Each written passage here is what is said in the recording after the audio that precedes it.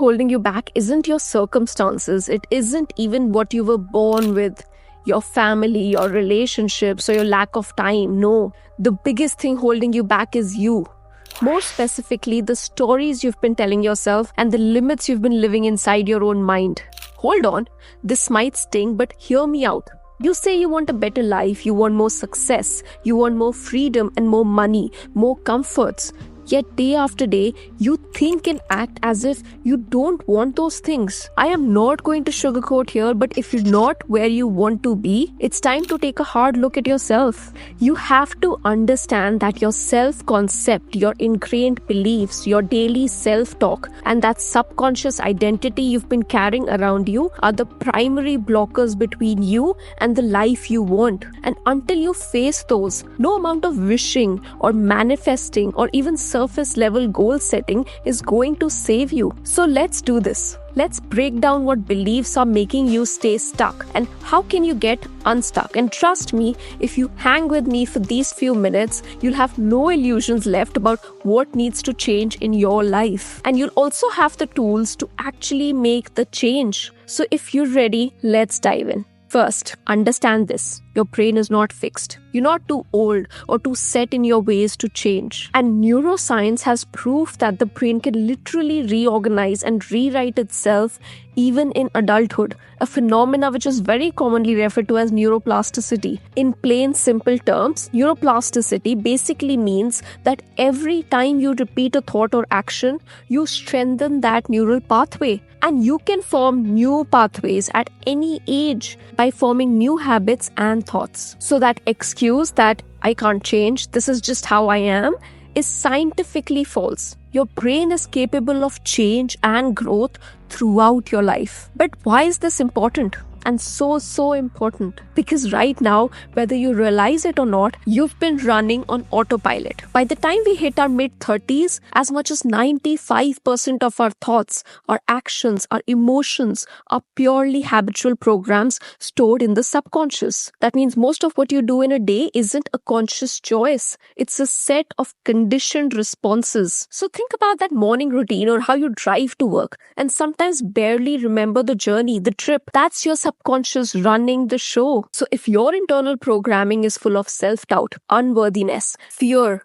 guess what your autopilot will keep creating? More of the same. But it's not all that bad, because guess what? Who programmed that on autopilot? You did. Through years of self-talk, interpretations of your experiences, and beliefs that you accepted as truth. The subconscious mind is like a tape playing in the background, and it doesn't care if the script is positive or negative.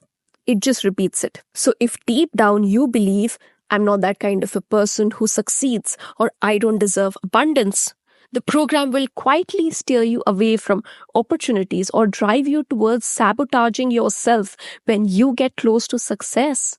And if you're a science student, this will really resonate with you. It's like this invisible force field that keeps you in your comfort zone, which ironically might not be comfortable at all, just familiar. So what I want you to do is focus on what you want. I have spoken of reticular activating systems so many times now in my videos and my coaching sessions, but if you firmly believe I'm stuck and nothing ever works out for me, your brain's filter, the RAS, will preferentially point out every setback, every hint that confirms that narrative. And it's not magic, it's biology. What you focus on, you find. Your brain will help you see what you train it to see. And you can only train it to see what you see possible for you. This is why your self-concept is so important. And this is why you can coach your inner critic. This is the reason for you being stuck. This is what stands between you and the dream life you want. It all comes down to self-concept. It is this core of how you see yourself. Because frankly speaking, you cannot outperform your self-image. It's like this thermostat in a room. If it's set to 21 degrees Celsius and life turns up the heat to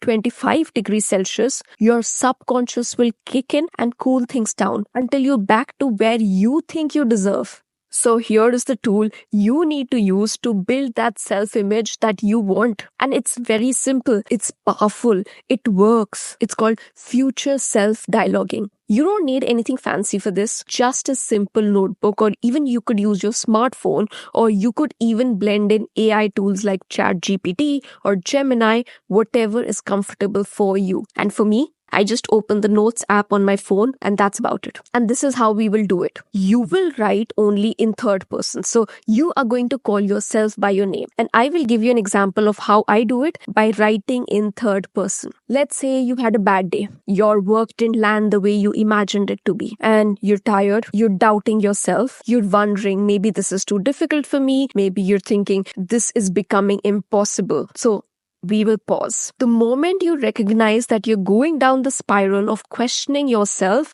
being extremely critical of yourself, I need you to open up a notebook or your smartphone and write this down. Now, I will repeat it exactly how I would write it. So I've just opened up my Notes app and I wrote down, Tasha doesn't crumple under pressure. Tasha is capable of far more than what this moment is making her feel.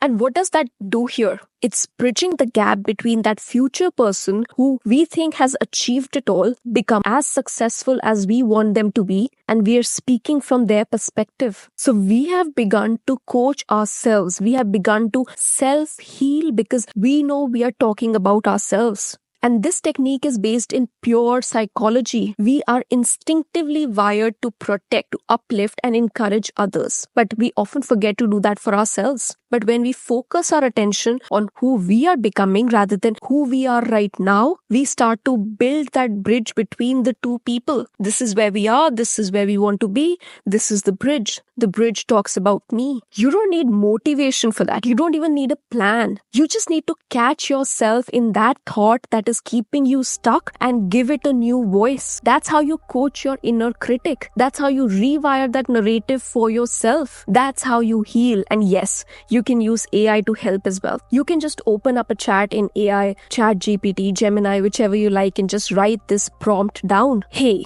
here's what I'm struggling with. What would my future self say to me right now? And let AI do its magic. Let it mirror to you what you want to feel like. And you don't have to believe everything that AI gives back as a response. You only read and copy down that which resonates with you most, because this is what you want to feel like. You want your future self to feel like, but you also want your current self to feel like, because what you feel is what will consciously come to you, maybe through coincidences, maybe through inspired action. So coach yourself through it, one sentence at a time, one new self-concept at a time. This is how you get unstuck, and this is how you get one step closer to what you want to feel and become. Now, I will see you in my next video, but I hope you try this week and share how it made you feel and maybe what coincidences it brought to you. I'll see you in the next video right there, but bye.